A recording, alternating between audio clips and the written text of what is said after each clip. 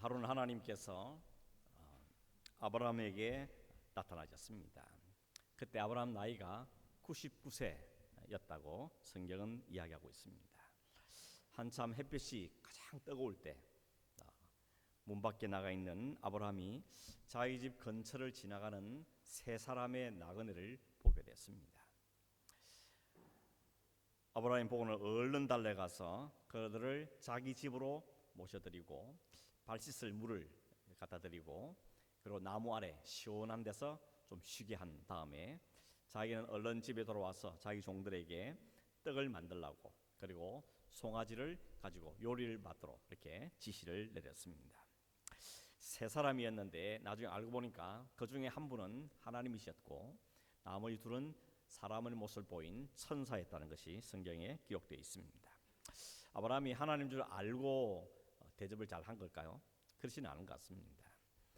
그 당시 고대 근동 사회에서는 자기 동네나 혹은 자기 집을 지나가는 나그네를 그냥 보내는 것은 아주 예의가 아니라 생각했습니다. 어쩌든지 물 한 잔이라도 대접하는 그게 당시의 아름다운 풍속이었습니다. 제가 대학 다닐 때 제가 좋아하던 한 교수님이 자기 집에 오는 사람은 물 한 잔은 반드시 대접을 하지 그냥은 안 돌려보낸다. 그래서 우편 배달 온 사람, 무슨 딜리버리 온 사람 와도 반드시 여름에는 시원한 냉수 한 잔이라도 꼭 대접하는 그런 그 습관을 가진 분을 본 적이 있습니다. 근데 나중에 알고 보니까 그 세 사람이 하나님과 천사였다 하는 걸 알게 된 거죠. 자기가 의도적으로 한 건 아니었지만 나중에 우연이라도 하나님과 천사를 대접하는 그런 기회가 되었던 것입니다. 나중에 신약에 가보면 신약 히브리서 13장에 가면 히브리서 기자가 사람들에게 몇 가지 당부를 하면서 부탁 중에 하나 뭔가 하면 손님 대접하기를 힘써라 이렇게 이야기합니다. 그러면서 한 가지 예를 든 게 뭔가 하면 부지 중에 알지 못하는 중에 하나님의 천사를 대접한 사람도 있었다 이렇게 예를 드는데 그 예가 바로 오늘 말씀드린 아브라함의 경우였던 것입니다. 아브라함이 정성껏 준비한 우유 그리고 치즈 송아지 요리를 갖다 드렸고 이 세 사람은 이걸 아주 맛있게 잘 극진하게 먹었습니다. 그런 다음에 하나님께서 아브라함에게 한 가지 말씀을 하셨는데 그 말이 뭔가 하면 내년 이맘때 내가 다시 드릴 테니까 그때도 좋은 음식 대접해라 이렇게 한 게 아니고 다시 드릴 테니까 그때는 네 품에 아들이 있을 거다 이렇게 이야기했습니다. 이야기를 할 때 저 문 뒤에 사라가 아브라함의 아내인 사라가 듣고 있다가 속으로 웃었다 그랬습니다. 그 웃음은 어떤 웃음이겠습니까? 너무 감사해서 웃으겠습니까? 그게 아니고 설마 내 나이가 몇인데 우리 남편 지금 99세인데 이 나이에 웬 아들이냐 이런 마음으로 웃은 거죠. 우리가 이런 것을 실소라 그러죠. 실소, 피식 웃는 것. 무슨 글이 있을까 이런 웃지 못할 일 갖고 웃게 되는 그런 마음이었습니다. 그런데 하나님이 그러죠. 사라가 왜 웃냐 이렇게 말합니다. 그리고는 여호와께 능치 못할 일이 있겠는가 그렇게 말씀하십니다. 그러면서 내년 다시 올 테니까 반드시 내 말이 이루어질 거다 하는 이야기를 해주었습니다. 사라가 자기 속마음이 들겠죠. 그래서 난 절대 안 웃었다고 빡빡 우겼는데 하나님 뭐라는 거 하면 아니야 너 웃었어. 그러고는 말씀하고는 떠나가게 된 것입니다. 진짜 1년 후에 아브라함과 사라의 품에 아들이 생겼죠. 100세에 낳은 아들이었습니다. 그 아들 이름이 뭡니까? 이삭이죠. 이삭의 뜻이 뭔가 하면 웃었다는 뜻입니다. 웃음이란 뜻을 갖고 있는 것이죠. 사라가 자기 아들을 품에 안고는 너무 행복해서 너무 좋아서 웃는 것입니다. 아마 저절로 웃음이 피식피식 나왔을 것 같습니다.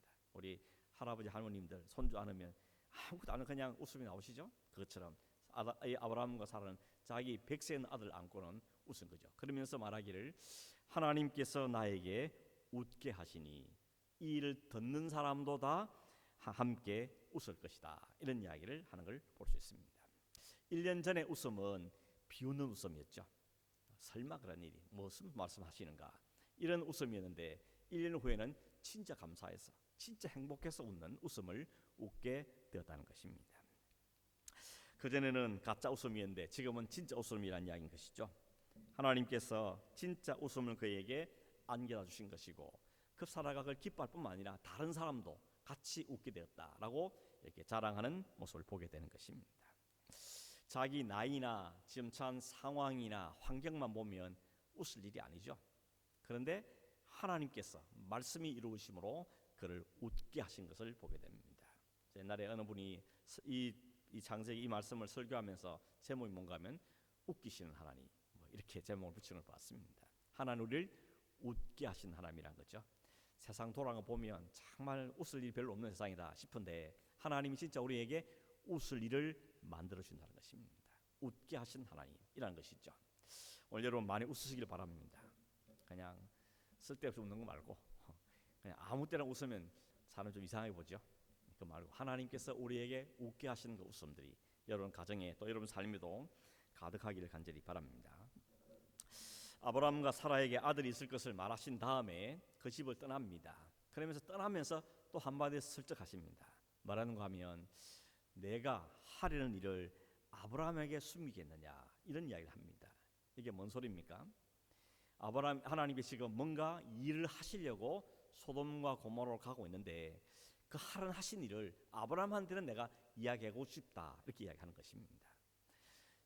야고보서 2장에 보면 하나님이 아브라함을 뭐라 부르는가 하면 나의 벗이다, 친구다, 프렌드라고 부릅니다. 친구한테는 웬만하면 다 이야기하죠. 남편과 아내한테 말 못하는 것도 친한 친구면 그 친구한테 가서 마음을 터놓는 것이 우리의 모습이 아니겠습니까? 그러니까 하나님과 이 아브라함의 관계가 보통 사이가 아닌 겁니다. 마음에 있는 다른 사람 말 안 해줘도 아브라함한테 내가 안 숨긴다, 아브라함한테는 말해준다, 그러면서 그 이야기를 아브라함에게 해주고 있는 것입니다. 여러분도 그랬으면 좋겠죠.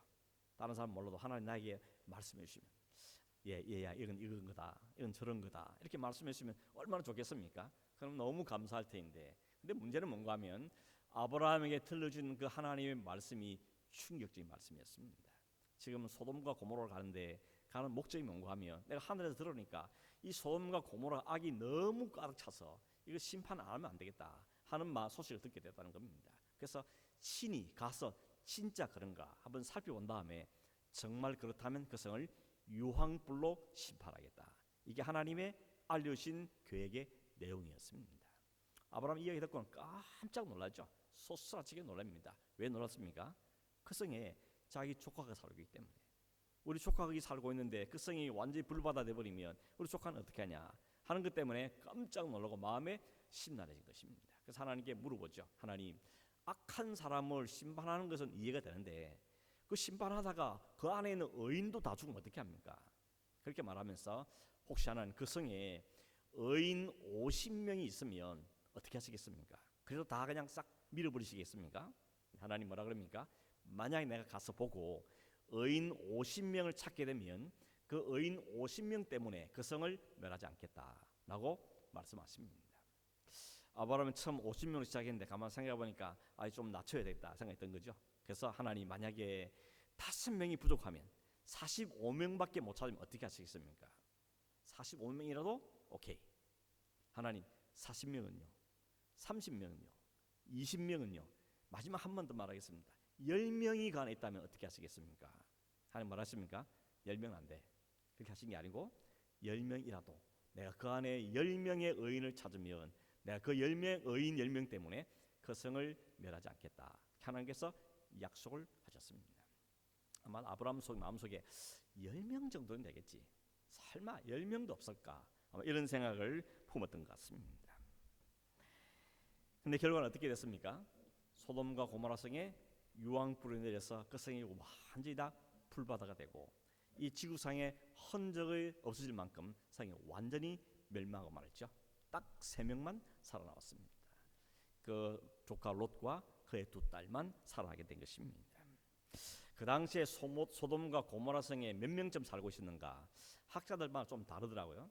어떤 사람은 좀 적게 보는 사람은 한 1000명에서 5000명 정도 됐을 거다 이렇게 말하는 분도 있고, 좀 많이 보는 사람은 그 성에 한 10,000명에서 50,000명쯤 살았을 거다 이렇게 말하는 분도 있습니다. 뭐가 많든 간에 생각해 보십시오. 5,000명의 10명 혹은 50,000명의 10명이면 아주 적은 숫자지 않습니까? 그 정도면 있을 법도 하다 하는 생각이 들 텐데 사실은 의인 10명이 없어서 그 그 성이 완전히 멸망받았던 것입니다. 풀바다가 되고 그 성에 사는 어린이나 아이나 짐승이나 모든 게 다 잿더미가 되고 그 성이 풀바다에서 다 지구상에 사라지고 말았다는 것입니다. 놀라운 일이 아닙니까? 끔찍한 일이 아니겠습니까? 이 이야기를 제가 먼저 하던 이유는 뭔가 하면 그거보다 훨씬 더 놀랍고 기가 막히고 심각한 이야기가 오늘 성경에 기록되기 때문에 그렇습니다. 1절 말씀을 다시 보시면 이렇게 돼 있죠. 너희는 예루살렘 거리로 빨리 다니며 그 넓은 거리에서 찾아보고 알라. 너희가 만일 정의를 행하며 진리를 구하는 자를 한 사람이라도 찾으면 내가 이 성을 용서하리라. 이렇게 말씀하고 있습니다. 하나님께서 예레미야한테 말씀한 거죠. 예루살렘 성을 빨리 다녀봐라. 그리고 그 넓은 거리로 쫓아가면서 막 사방을 찾아보라는 겁니다. 뭐 찾아라 그럽니까? 정의를 행하고 진리를 구하는 사람 몇 명이요? 한 명이라도 찾아봐라는 것입니다. 그 한 명을 찾으면 내가 예루살렘 성을 멸망하지 않겠다라고 말씀한 것입니다. 하나님께 왜 이런 말씀하셨을까요? 예레미야가 너무 힘들어하니까, 너무 마음 아파하고 슬퍼하니까 하나님께 이 말씀을 하신 겁니다. 여러분 이미 말씀드렸지만 하나님께서 예레미야를 부르십니다. 그리고 너는 내 말을 전하는 선지자가 되라. 그리고는 40년 동안 하나님의 말씀을 전하는 메신저로 살게 합니다. 그런데 전해드릴 메시지가 딱 한마디밖에 없습니다. 이스라엘 백성 향해서 이렇게 살면 안 된다. 이렇게 살면 하나님이 심판하신다. 빨리 회개해야 된다. 이게 메시지의 핵심입니다. 이 이야기를, 똑같은 이야기를 40년 동안 반복해서 이야기를 하고 있는 것입니다. 사람들의 반응은 어떻습니까? 그 말을 듣고 돌아선 사람이, 반응한 사람이 아무도 없다는 것입니다. 그래서 하나님께 뭐라 그러십니까? 봐라, 내가 이 성을 심판할 거다. 그렇게 말하니까 하나님이 자기 동족이 멸망한 그 소식을 듣고 또 그 소식을 전하면서도 마음이 어떻게 편하겠습니까? 좋은 이야기면 막 신나게 이야기하겠지만 자기 동족이, 친척, 가족이 죽는다 그런데, 멸망을 받는다 그런데, 설사 선지자를 할지라도, 하나님 말씀은 선지자 할지라도 그 말씀을 기분 좋게 전할 사람은 아마도 없을 겁니다. 하나님께서 비록 유다 지파 사람들이, 예루살렘 사람들이 하나님의 백성이고 하나님 선택받은 백성이지만 그들이 하나님을 버리고 우상을 섬기고 죄악을 범하고 있기 때문에 내가 이 사람들을 멸할 수밖에 없다라고 하나님은 말씀을 전하라 했던 것입니다. 그런데 이 말을 전하면서도 예레미야 마음속에 너무 가슴이 답답하고 마음이 너무 아프고 힘들더라는 것입니다. 그래서 하나님께 말했겠죠. 하나님 제발 좀 용서해달라고. 어떻게 하면 되겠습니까? 이런 마음을 갖고 있는 걸 하나님이 그 마음을 꿰뚫어 보신 것입니다. 사도 바울도 그랬죠. 사도 바울은 하나님께서 이방인들 위해 사도로 뽑았습니다. 그리고는 온 세계를 여행하면서 하나님의 복음을 전하게 했습니다. 그 사람들이 여기도 가고 저기도 가고 유럽도 가고 막 복음을 전했더니 가는 곳마다 이방인들이 복음을 듣고 회개하고 돌아오고 거기 막 교회가 서고 이런 아름답고 놀라운 일이 생겼습니다. 바울의 마음이 너무 감사하고 기뻤던 것이죠. 그런데 한편으로 생각하니까 자기가 복음을 열심히 전하면 그 이방인들은 막 복음을 듣고 돌아오는데 자기 동족인 유대인들은 복음을 안 듣더라는 것입니다. 복음을 거부하고 오히려 사도 바울을 죽이겠다 덤비는 사람이 막 생기는 것입니다. 그래서 바울은 그 일 때문에 마음에 그치지 않는 고통이 됐다고 이야기합니다. 내 마음에 그치지 않는 고통이 있다. 그 이유는 나 동족 때문이다라고 이야기하는 걸 볼 수 있습니다. 그러면서 바울이 이렇게 말하죠. 하나님, 만약에 우리 민족이, 우리 동족이 하나님께로 돌아오는 것을 위해서라면 내가 저주를 받아서 그리스도에게 끊어져도 좋습니다. 이렇게 이야기합니다. 그러니까 이 동족을 위해서라면 내가 내 다 바치겠다는 겁니다. 내 생명, 내 모든 걸 다 바쳐서 이 동족이 구원할 수 있다면 내가 그 일도 마다하지 않겠습니다. 이런 마음을 갖던 사람이 바로 사도 바울의 마음이었던 것입니다. 예레미야도 마찬가지죠. 너무 마음이 답답하고 슬프고 힘들어서 하나님 이 백성을 어떻게 좀 용서하면 안 되겠습니까? 이런 마음을 갖고 있는데 그런 예레미야의 마음에 하나님이 답을 주신 게 바로 1절의 말씀인 것이죠. 예루살렘 성을 막 돌아다녀 봐라. 열심히 찾아다녀 봐라. 거기에 정의를 행하고 진리를 구하는 사람 딱 한 명만 찾아라. 그러면 그 한 명 때문에 이 성을 멸하지 않겠다. 하나님이 예레미야에 답을 준 겁니다. 여러분 예레미야 어떻겠습니까? 여러분 예레미야 어떤 마음 들었겠습니까? 이 세상에 이 예루살렘 성에 한 명이 없겠어? 이런 마음 들지 않았겠습니까? 소돔과 고모라 성과 비교해 보십시오. 소돔과 고모라 성은 어떤 성이었습니까? 거기에는 롯 외에는 의인이 없는 나라였습니다. 그냥 눈 씻고 찾아봐도 어려운 그런 도시였습니다. 그러나 지금 예루살렘은 어떻습니까? 이 예루살렘은 그런 도시가 아니었던 것이죠. 실제로 하나님께서 한 사람, 그 한 사람 때문에 민족 전체를 살려준 이야기가 없는 게 아닙니다. 예를 들면 출애굽한 이스라엘 백성들이 시내산 아래에 도착했을 때 하나님이 백성들은 그 산 아래 두고 너만 올라와라 그랬죠. 하나님 올라갔습니다. 시내산 위로. 거기서 40일 동안 모세가 하나님과 1대1로 독대하여서 이야기를 합니다. 이 백성을 내가 어떻게 이 백성이 살아야 될지를 내가 이야기해 주겠다. 그러면서 여러 가지 생활의 규범과 예배법, 제사법, 절기를 지키는 것 모든 상세하게 40일 동안 모세가 아주 상세하게 이야기해 줍니다.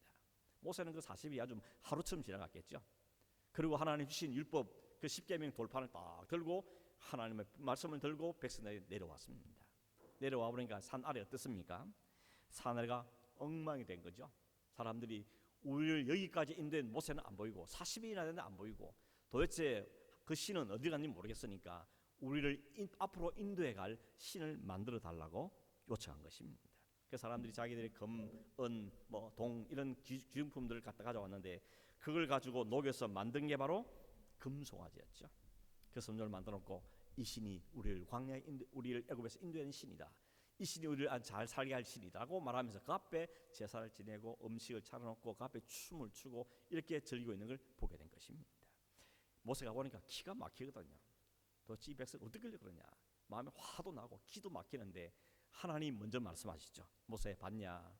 내가 이 백성을 그냥 둘 수 있겠냐? 이 백성을 다 썰어버리고 너랑 다시 자고 싶다 라고 이야기한 겁니다.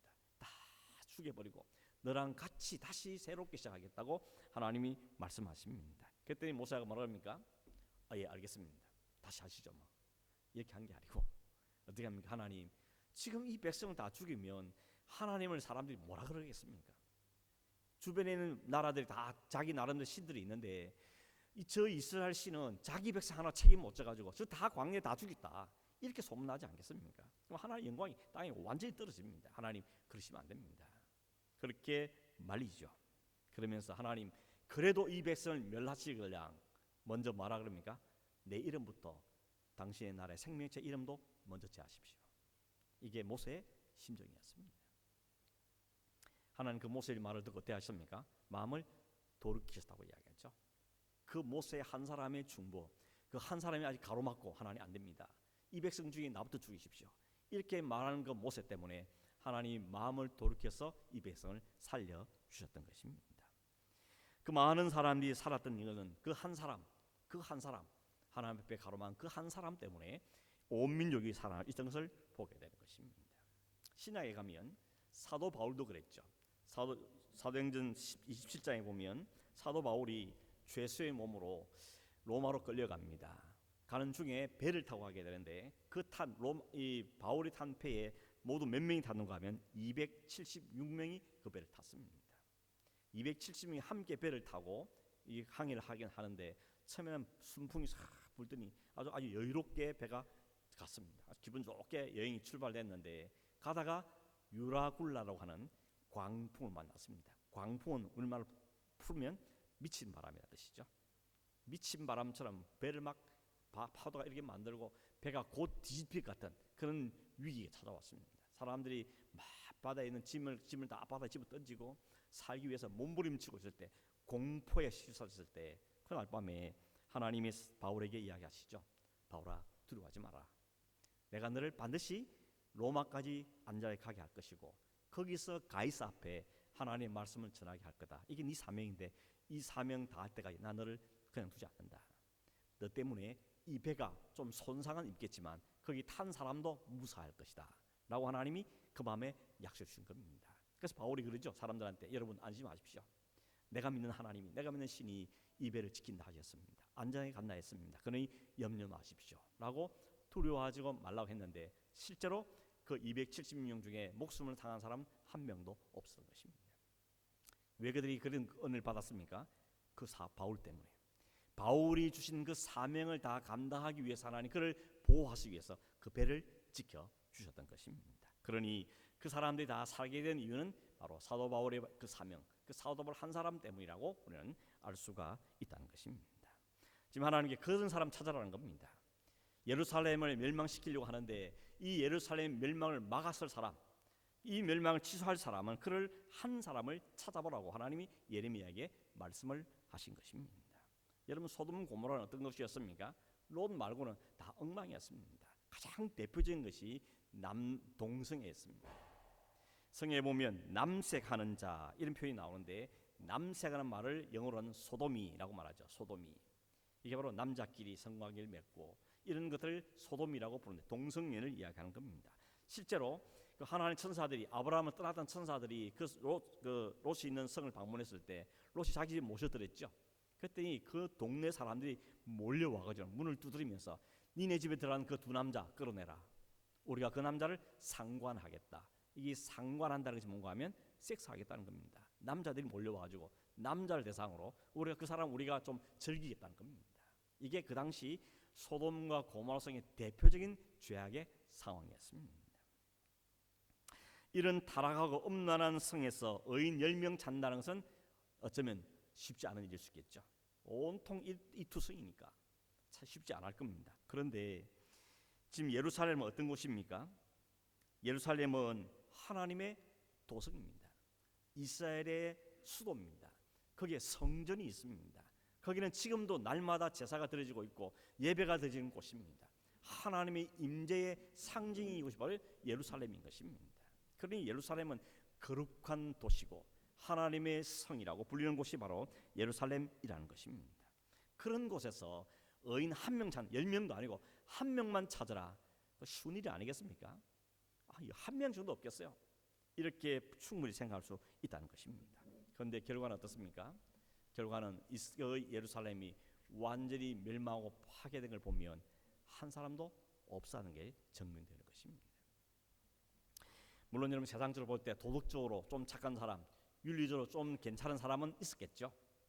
근데 하나님이 말씀하시는 정의를 행하고 진리를 구하는 자, 하나님의 말씀에 따라서 서 있고 이 하나님의 진리를 온전히 짜는 사람을 찾았을 때는 한 명도 없다는 것입니다. 로마서 3장 23절에 그랬죠. 의인은 없나니 하나도 없다. 이게 그 당시 예루살렘에도 공동적으로 적용되는 말씀이었다는 것입니다. 한 사람도 없다는 이 말은 그 예루살렘의 타락이 어느 정도인지를 우리가 충분히 알 수 있는 부분이 아니겠습니까? 한마디로 총체적으로 불합격이라는 것입니다. 모두가 불합격. 예루살렘 성도 불합격이라는 것입니다. 아니, 그 당시 종교 행위도 많았는데요, 제사도 있었는데 그것도 하나님이 불합격이라는 겁니다. 왜 그렇습니까? 헛된 재물을 가져오지 말라고. 짐승만 바친다고 그게 되는 줄 아느냐? 그게 다 되지 않느냐는 것이죠. 마음의 제사를 원하는데 인애와 자비의 그 마음을 원하는데 그것은 다 쌀아도 버리고 그냥 껍데기만 남아있는 그 성을 향해서 하나님은 책망하시던 것입니다. 예레미야가 부지런히 돌아다닙니다. 2절에 보니까 여호와께서 살아계심을 두고 맹세하는 사람이 있길래 그 사람을 찾아가서 이 사람은 여호와의 사람인가 보다 찾아갔더니 그 거짓 맹세는 거짓 맹세라고 이야기합니다. 여러분, 우리가 무슨 일을 할 때 서로 약속하죠. 그리고 막 사인도 하고 심지어는 맹세하고 나는 뭐 하나님으로 맹세한다 이렇게 하는데, 맹세 중에 가장 중요한 맹세, 가장 높은 이름은 여호와 이름이 아닙니까? 그러니 여호와께서 살아계심을 두고 맹세한다는 말은 진짜 그 말을 믿을 수 있는 말이던 것이죠. 그런데 뚜껑을 열어보니까 거짓말이라는 것입니다. 급하니까 하나 이름 덜먹거리고 답답하니 하나 이름을 덜먹거리고 했는데 그 마음, 그 하나님과 약속을 지킬 생각은 조금도 없는, 껍데기밖에 없는 그 모습을 보게 됐다는 것입니다. 3절을 보면 여호와의 눈이 진리를 찾으시지만 아무도 응답하지 않았고 하나님 매를 들었더니 이게 하나님 매인지도 깨닫지도 못하고 아픈 줄도 모르고 징계를 받지 않고 얼굴은 바위처럼 딱딱해지고 마음은 돌덩이처럼 굳어있다는 것입니다. 이게 모든 사람의 상태였다고 말합니다.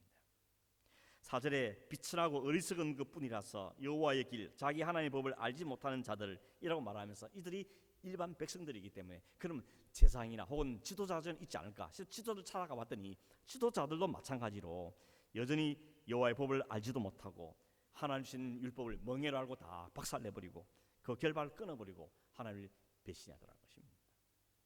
예레미야가 한 명도 찾지를 못했습니다. 한 사람 어떻게 못 찾을까 했는데 한 사람도 없더라는 것입니다. 그래서 결론이 6절이죠. 숲풀에서 나온 사자가 그들을 죽이며 사막의 이리가 그들을 멸하며 표범이 성읍들을 엿보고 있다가 거기서 나온 자들을 찢을 것이다. 여기 말하는 사자나 이리나 표범은 장차 예루살렘을 멸망시킬 바벨론과 그 왕 느부갓네살을 묘사하는 것입니다. 표범처럼 날래고 이리처럼 사납고 사자처럼 용맹한 그것을 이야기하는 거죠. 그 백성, 그 나라에 이 예루살렘을 다 주겠다는 것이죠. 이 말씀은 에스겔에도 나옵니다. 에스겔 22장 30절 31절에 보시면 이렇게 기록되어 있습니다. 제가 읽어드리면 이 땅을 위하여 성을 쌓으며 성 무너진 데를 막아서서 나로 하여금 멸하지 못하게 할 사람을 내가 그 가운데서 찾다가 찾지 못하였으므로 내가 내 분노를 그들 위에 쏟으며 내 진노의 불로 명하여 그들 행위대로 그들 머리에 봉하였느니라. 주 여호와의 말씀이니라. 에스겔은 이스라엘 백성이 바벨론 포로가로 잡혀갔을 때 활동했던 선지자입니다. 하나님 왜 이 백성을 이 바벨론 포로로 잡혀갔습니까? 하나님께 물었더니 내가 그렇지 않으려고 이를 막는 사람을 찾고 찾았는데 아무도 없다는 것입니다. 그래서 이들에게 멸망을 심판을 할 수밖에 없었다고 하나님이 에스겔에게 하신 말씀을 이야기하는 것입니다. 어떤 분은 혹시 예레미야 있지 않냐고, 한 명 예레미야 있지 않냐고 이렇게 생각하는 분이 계실지 모르겠습니다. 혹은 다른 선지자 있지 않습니까? 엘리야 시대에 나밖에 없다 그랬더니 너 말고 7,000명이 있다 했는데 그 하나님 설마 그 중에 진짜 한 사람 없었을까? 라고 말할 분이 계실지도 모르겠습니다.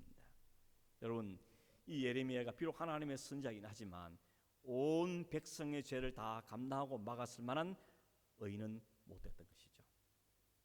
인간의 가운데는 인간을 다 구원할 만한 사람은 찾을 수가 없다는 이야기인 것입니다. 그래서 BC 586년에 바벨론의 느부갓네살이 공격에 와서는 예루살렘 성을 완전히 함락시키죠.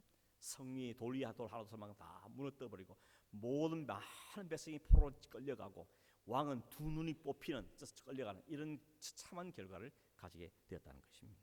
그래서 여러분 예레미야를 보면 절망입니다. 희망이 없습니다.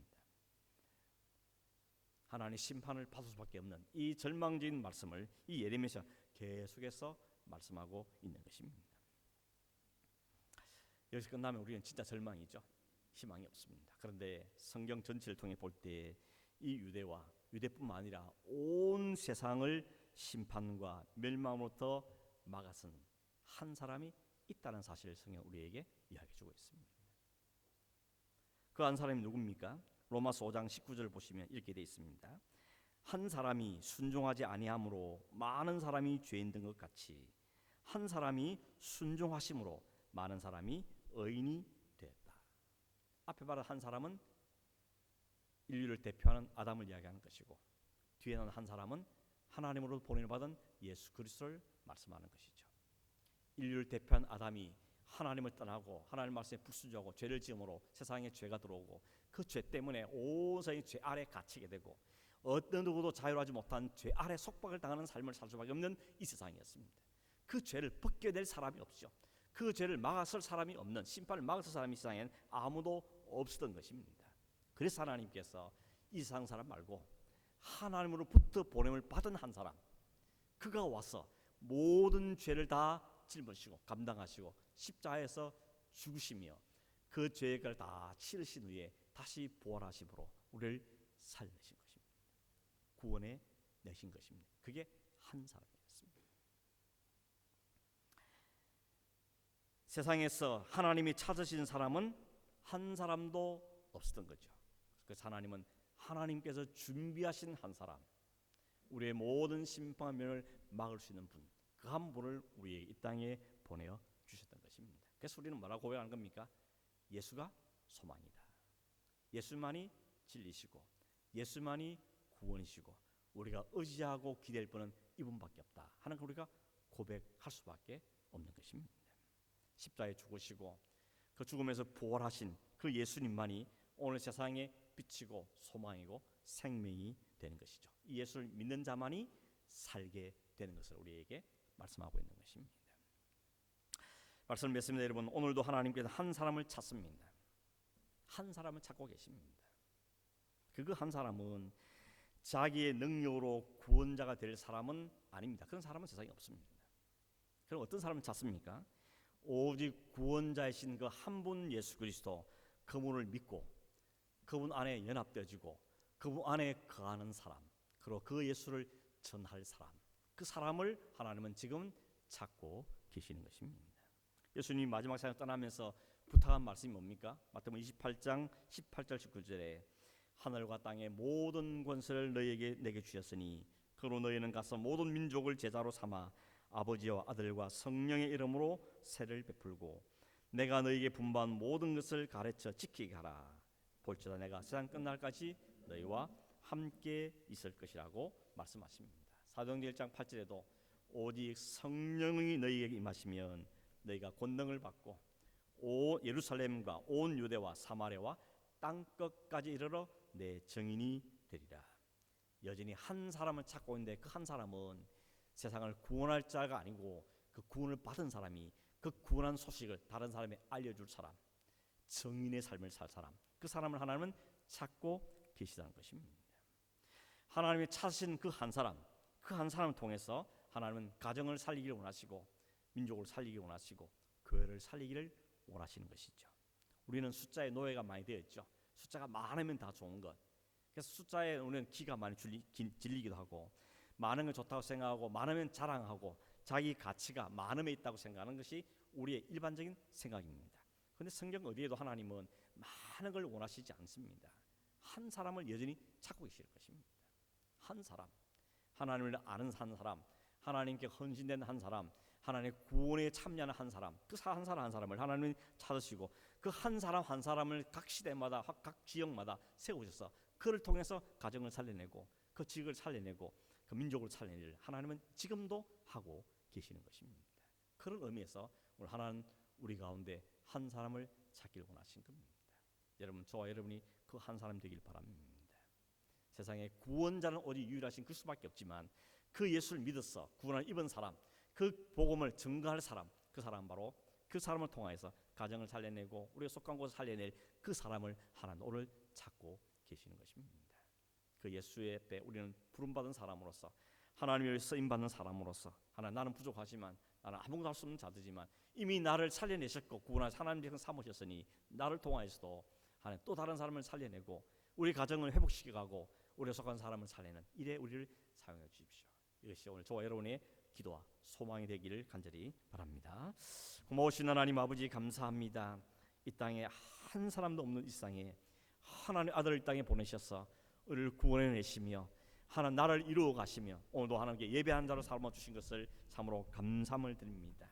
이제는 이 온 세상에 이 그리스도, 이 한 분 그리스도를 전하기 위해서 드러내시기 위해서 또 찾으시는 한 사람 한 사람이 있다고 말씀하셨사오니 주님 저희들이 그 주님의 찾는 그 한 사람이 되기를 소망합니다.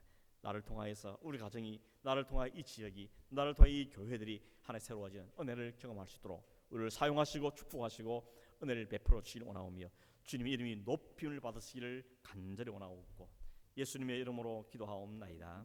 아멘.